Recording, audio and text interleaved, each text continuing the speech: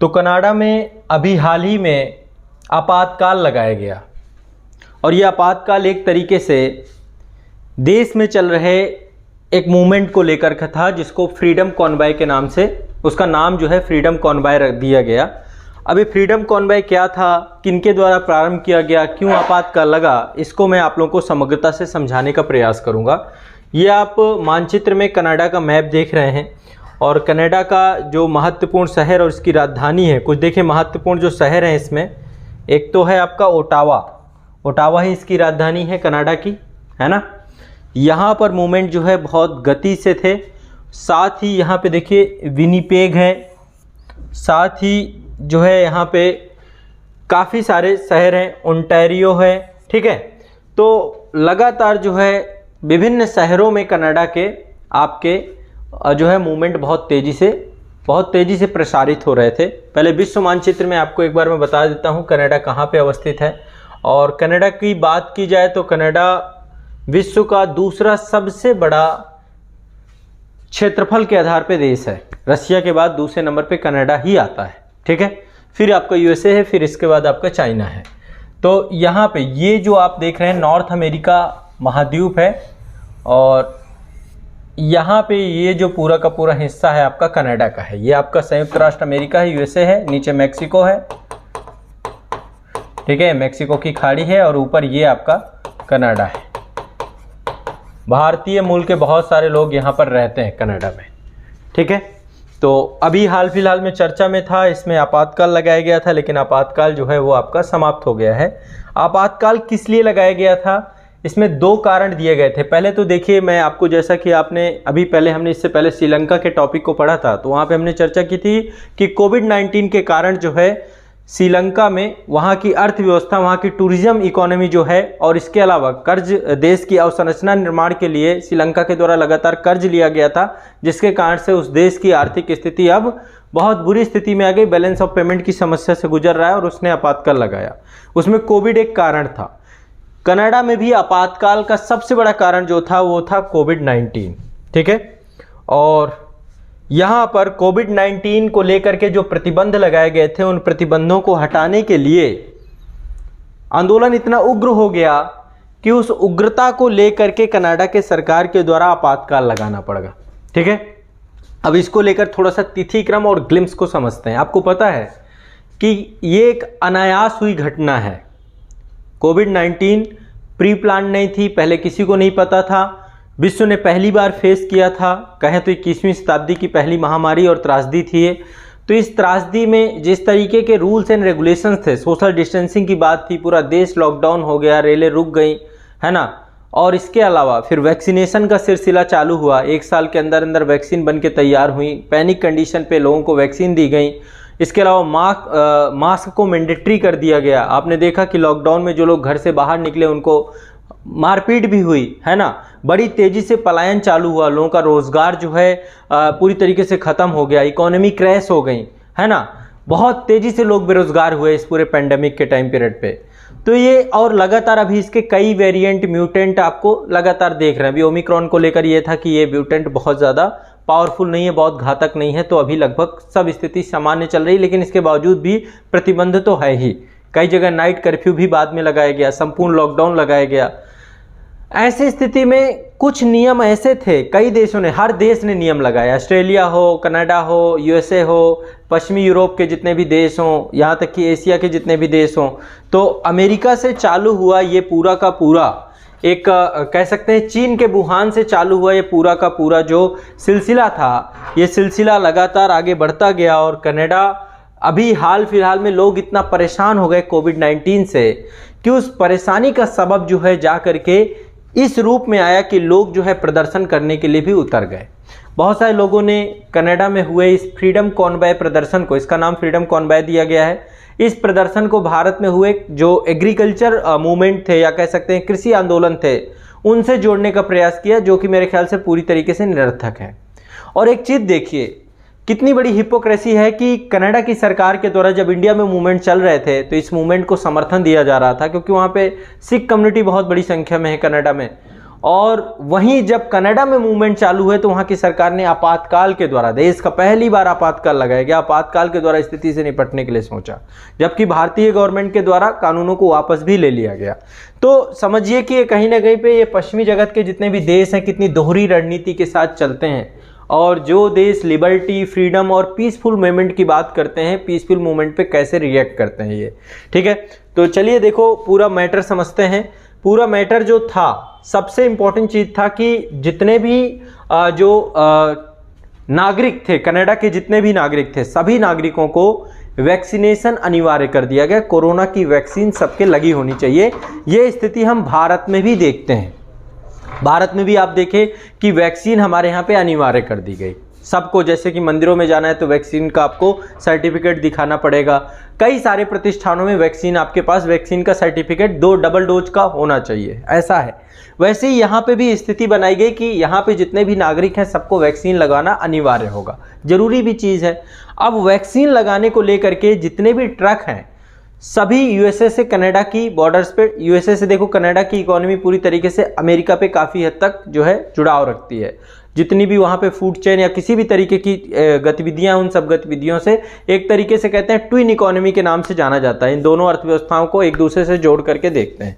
तो बहुत सारे ट्रक ड्राइवर थे जो कि यूएसए से कनाडा के लिए आते थे। अब चूंकि वो वैक्सीनेटेड नहीं थे तो ऐसे में उनको जो है बॉर्डर पे ही रोक दिया जाता था। तो शुरुआत में जब ये रूल आया कि सभी के पास वैक्सीनेशन सर्टिफिकेट होना चाहिए, यदि वैक्सीनेटेड नहीं है तो आपको जो है क्या किया जाएगा, आपको बॉर्डर पे ही रोक दिया जाएगा। ऐसे में आंदोलन जो है उस समय सिर्फ बातें हुई कि भाई ये नहीं होना चाहिए, और ऐसे में जो एक तरीके से सप्लाई चेन थी, क्योंकि आपको पता है ट्रांसपोर्टेशन से सप्लाई चेन जो है सबसे ज़्यादा निर्भर करती है, तो सप्लाई चेन जो है प्रभावित होने लग गई। तो ऐसे में ट्रक ड्राइवर्स को लेकर के लगाया गया ये प्रतिबंध कुछ समय के लिए शुरुआत में रोक दिया गया था। लेकिन 15 जनवरी के दिन, 15 जनवरी 2022 को ये जो रिस्ट्रिक्शंस थे इसकी अवधि पूरी तरीके से खत्म हो गई और फिर से वही पुराने कोविड के रिस्ट्रिक्शंस लग गए कि सभी को कोविड की वैक्सीन लगी होनी चाहिए, तभी आप कनाडा की बॉर्डर में प्रवेश कर सकते हैं। और इसके बाद जो है बड़ी संख्या में कनाडा में प्रदर्शन होने चालू हो गए इसके खिलाफ। ठीक है, ट्रक ड्राइवर्स के द्वारा प्रदर्शन करने चालू कर दिए गए और लगभग जो है 15 से 50 हज़ार से ज़्यादा ट्रक ड्राइवर्स के द्वारा, जो राजधानी ओटावा है वहाँ पर जो है ट्रकों को से पूरी गलियाँ, स्ट्रीट सारी जाम कर दी गई और ये आंदोलन बहुत तेज़ी से स्टार्ट हुआ।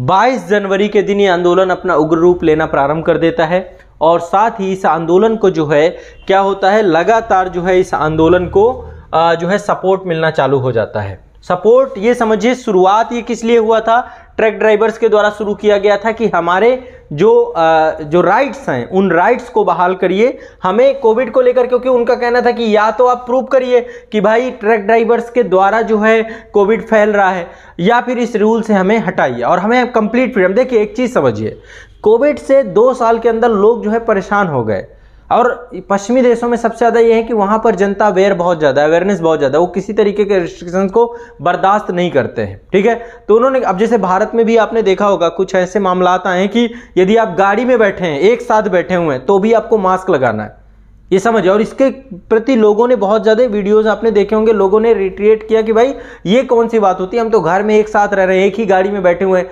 मास्क लगाएंगे तो क्या हो जाएगा। मतलब एक तरीके से कह सकते हैं कि ये एक ऐसे डिसीजंस हैं जो ज़बरदस्ती थोपे जा रहे हैं। तो लोग जो है ना काफ़ी लंबे समय से इस चीज़ को झेल रहे थे और उस कारण से ही ट्रक ड्राइवर्स के द्वारा प्रारंभ किया गया पूरा का पूरा मूवमेंट अपने आप में बहुत ज़्यादा उग्र होना चालू हो गया और इसको सपोर्ट देश के अन्य नागरिकों को भी मिलना चालू हो गया। उनके द्वारा बोला गया कि अब सिर्फ कोविड वैक्सीन को लेकर के प्रतिबंध की बात नहीं है, कोविड को लेकर जितने भी प्रकार के रिस्ट्रिक्शंस है वो सारे खत्म किए जाएं।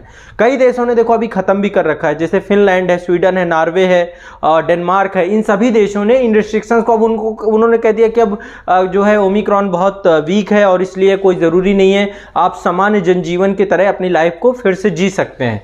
तो कहने का तात्पर्य है कि कनाडा में ट्रक ड्राइवर्स के द्वारा फ्रीडम कॉन्वॉय के नाम से पूरा का पूरा जो है प्रारंभ किया गया और ये जो है वहाँ के जो है राष्ट्र प्रमुख हैं जस्टिन ट्रूडो। ठीक है, और इनके द्वारा ही जो है वहाँ पर फिर जब स्थिति देखी गई तो वहाँ पर एक इमरजेंसी एक्ट के द्वारा जो है आपातकाल लागू कर दिया गया और मुख्य जो कारण था वो यही था कि कोविड वैक्सीन या कोरोना प्रोटोकॉल को लेकर के जो नियम बनाए गए थे उनको लेकर के देश की आम जनता और जो ट्रक ड्राइवर्स का वर्ग था इनके द्वारा जो है प्रदर्शन किया गया लगातार, और इसको फ्रीडम कॉन्वॉय नाम दिया गया। ठीक है, तो कोरोना प्रोटोकॉल्स के चलते जो नियम बनाए गए थे उन नियमों को ट्रक ड्राइवर्स ने मानने के लिए इनकार कर दिया, और इनकार करने के बाद कनाडा की सड़कों में उतर आए ये।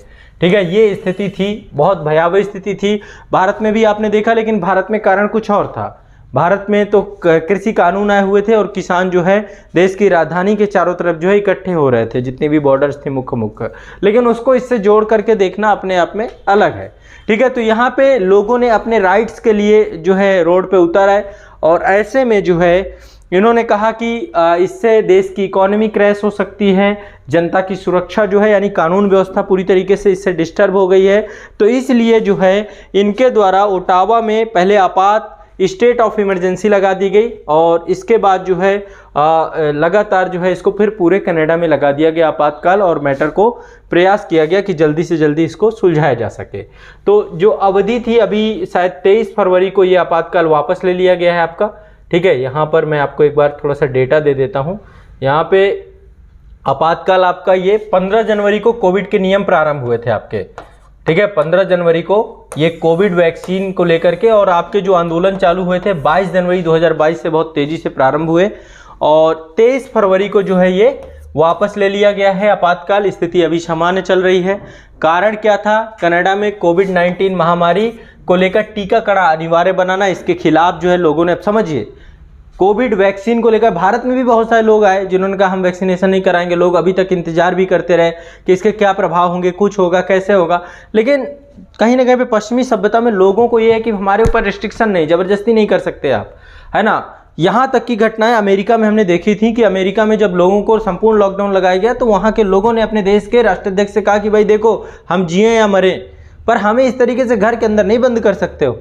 कुछ समय तक रहा, फिर लोगों ने वहाँ पे रिएक्ट करना चालू कर दिया। ये तो लाठियाँ भारत में बरसी हैं, ये समझ लीजिए, हमारे देश में ही लाठियाँ बरसी हैं। रिस्ट्रिक्शंस थे क्योंकि स्थिति परिस्थिति ऐसी थी, तो वहाँ पे लोग जो है इतना अवेयर हैं और उसको लेकर के इतने बड़े लेवल के मूवमेंट हुए। और इन मूवमेंट को समझिए बहुत बड़े स्तर पे एक वेबसाइट है, गो फंड करके एक वेबसाइट है, वहाँ पर इन ट्रक ड्राइवरों के द्वारा वहाँ पर अपना एक पेज बनाया गया। उसमें लगभग $8 मिलियन के आसपास फंडिंग भी हो गई। लेकिन जब इमरजेंसी लगाई गई तो गो फंड ने इनको जो है फंडिंग देने के लिए मना भी कर दिया। और अंतोगत्तो सरकार के द्वारा ये बोला गया कि जो भी यहाँ पर प्रोटेस्टर हैं, जो प्रोटेस्ट कर रहे हैं, इन सभी प्रोटेस्टर के ऊपर क्या होगा, इनके जितने भी बैंक अकाउंट होंगे इन सबको फ्रीज कर दिया जाएगा या सस्पेंड कर दिया जाएगा।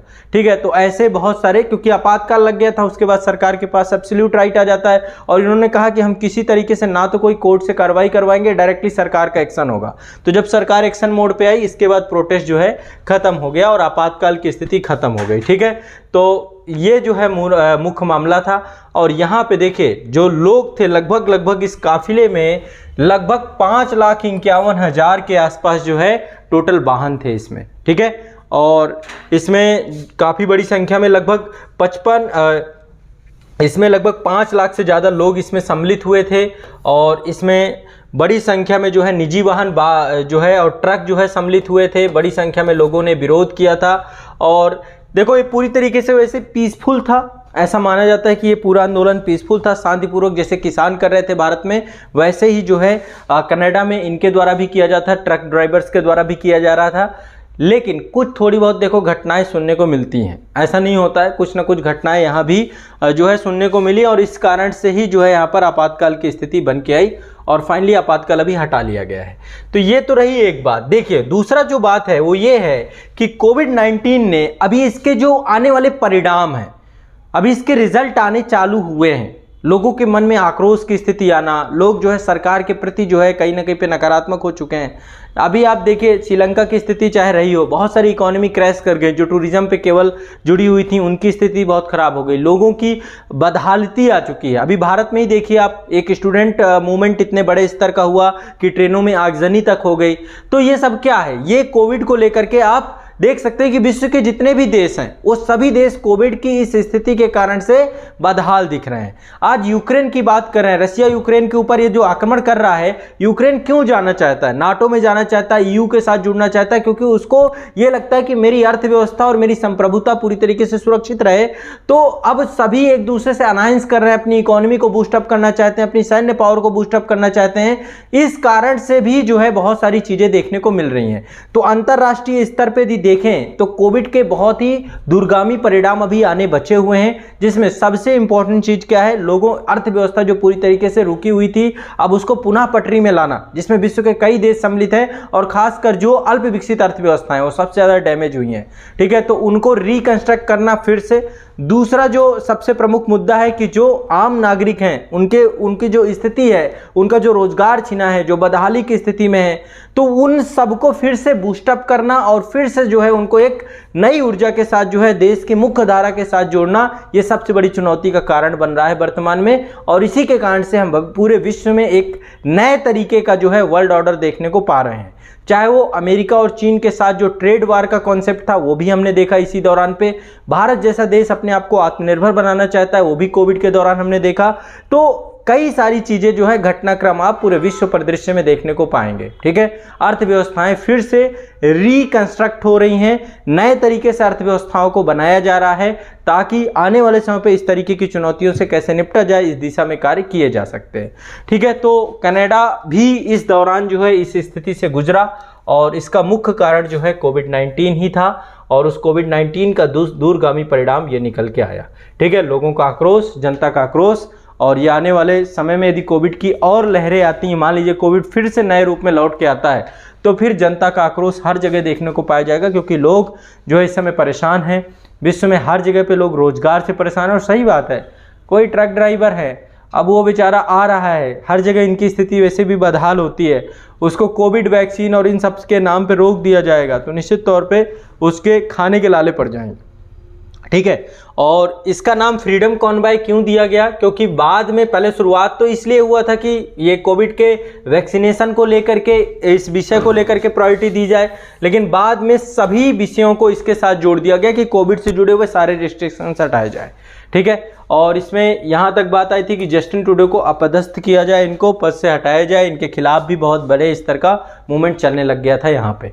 ठीक है, तो ये जो है हालिया ये पूरा का पूरा जो है मामला था कनाडा को लेकर के। ठीक है, और इसको लेकर के देखिए बहुत सारी चीज़ें सीखी जा सकती हैं कि जनता के ऊपर लगातार, क्योंकि अब डेमोक्रेटिक जहाँ पे डेमोक्रेसी है, जनता का शासन है, जनता के ऊपर यदि कोई भी चीज़ थोपी जाएगी तो निश्चित तौर पे जनता उसको रिएक्ट करेगी। जैसे कि किसान आंदोलन में हमने देखा कि किसान कानून थोपे गए तो किसान आके खड़े हो गए। इसलिए पहले जनता को कंप्लीट अवेयरनेस के साथ कॉन्फिडेंस में सरकारों को लेना चाहिए और विश्वास के साथ लेने के बाद जो है उनके ऊपर कोई भी चीज़ इम्पोज करनी चाहिए। ठीक है, तो ये था पूरा मामला, और इसको लेकर यदि कोई भी दुविधा हो, कुछ भी हो, तो कमेंट में आप पूछिएगा। ठीक है, नेक्स्ट जो करंट का टॉपिक होगा उस पर फिर हम आगे की चर्चा करेंगे।